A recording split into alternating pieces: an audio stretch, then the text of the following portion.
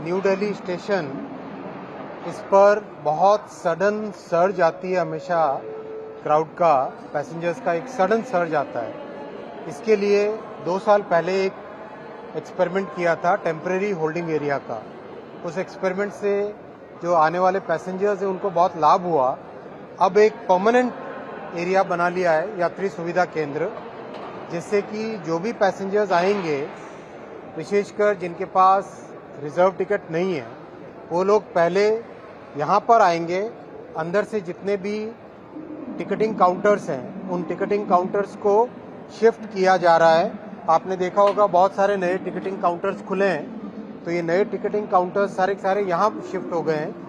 तो ओवरऑल जब पैसेंजर्स आएंगे तो उनको एक अच्छा वेलकमिंग एनवायरनमेंट यहाँ पे, बड़ा सा एरिया जिसमें बैठ सके, बहुत बड़ी मात्रा में टॉयलेट्स बने। अभी देखा, टॉयलेट्स का इंस्पेक्शन किया है, करीब 150 से ज़्यादा टॉयलेट्स बने। तो अच्छा आरओ, इंडस्ट्रियल आरओ का पानी, प्रॉपर एक अच्छी क्वालिटी का पानी मिले, आराम से बैठने को यहाँ सुविधा मिले, बड़े बड़े पंखे लगाए गए हैं। बहुत अच्छा एक एरिया बन गया है। ये परमानेंट सुविधा हो गई न्यू दिल्ली स्टेशन के लिए। ऐसे ऐसे देश भर में 76 स्टेशंस पे इसी तरह की व्यवस्था की जा रही है, जिससे कि पैसेंजर्स को प्लेटफॉर्म पे आके भीड़ न करनी पड़े। ओवरऑल देश भर में रेलवे की कैपेसिटी को बढ़ाने का बड़ा काम हाथ में लिया हुआ है। जिस तरह से माननीय प्रधानमंत्री जी ने एक फोकस के साथ रेलवे को ट्रांसफॉर्म करने का मिशन हाथ में लिया हुआ है, उसमें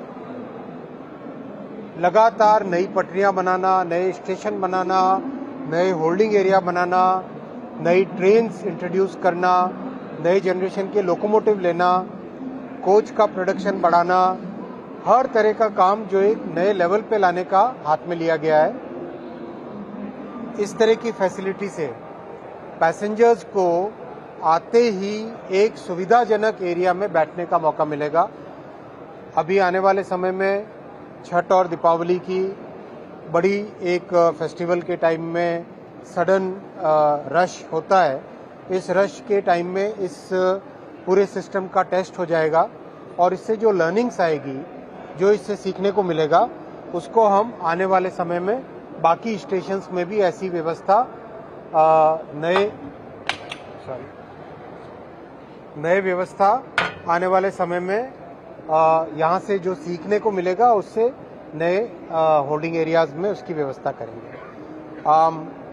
ओवरऑल इस साल छठ और दीपावली पे रिकॉर्ड संख्या में स्पेशल ट्रेन्स का व्यवस्था की गई है और ये संभव इसलिए हो पाया है क्योंकि बहुत मात्रा में कैपेसिटी बढ़ाई है। नई पटरियां आप देख रहे हैं, करीब करीब हर दूसरे तीसरे कैबिनेट में माननीय प्रधानमंत्री जी नई पटरियों का अप्रूवल देते हैं। पटरियों का कंस्ट्रक्शन बहुत तेजी से बढ़ा है। एक तरीके से रिकॉर्ड संख्या में करीब 34,000 किलोमीटर पटरियां बनी है। तो ओवरऑल एक बड़ी मात्रा में रेलवे की कैपेसिटी बढ़ाई जा रही है। 12,000 में से करीब 10,700 ट्रेन्स ऑलरेडी नोटिफाई हो गई हैं और 150 ट्रेन्स, 150 रेक्स, यानी कि करीब 2,000 सर्विसेज वो चला सके। 150 रेक्स को व्यवस्थित तरीके से अनरिजर्व्ड चलाने के लिए रखा गया है। तो 10,700 प्लस 2,000 सर्विसेज और करीब इस साल 12,000 से अधिक गाड़ियां चलेंगी। साउथ से भी है, ईस्ट से भी है, नॉर्थ से भी है, वेस्ट से भी है। देश के हर कोने में स्पेशल ट्रेन चलाई है, जिससे कि यात्रियों को सुविधा रहे। कोई प्रश्न हो तो ले सकते। अखिलेश जी का फेसबुक अकाउंट में वो एक्शन फेसबुक ने लिया है, गवर्नमेंट का उसमें कोई एक्शन नहीं है। उनके अकाउंट पे कोई एक बहुत ही अब्यूजिव पोस्ट लगा हुआ था, जिसके कारण फेसबुक ने अपनी जो उनकी खुद की पॉलिसी होती है उसके तहत उन्होंने एक्शन लिया। उसमें सरकार का कोई रोल नहीं है।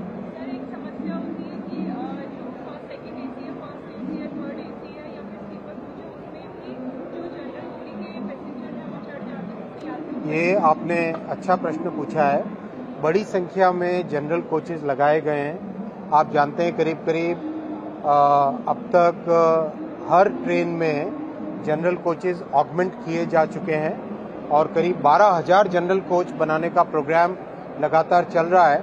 करीब 3,000 के आसपास ऑलरेडी इम्प्लीमेंट मतलब फील्ड में काम में आ चुके हैं, उपयोग में आ चुके हैं। उससे भी जनरल कोच के अंदर जो कैपेसिटी बढ़ी है उसका लाभ भी पैसेंजर्स को मिला है। इसके अलावा आरपीएफ के जो तैनाती जिस तरह से करनी है वो भी हुई है और अभी हाल ही में आपने देखा होगा कि रिक्रूटमेंट भी बहुत बड़ी संख्या में हुआ है। करीब एज ऑन टुडे 1,30,000 एम्प्लॉयज़ का रिक्रूटमेंट चल रहा है। अभी हाल ही में 18,000 लोको पायलट्स का रिक्रूटमेंट भी कंप्लीट हुआ।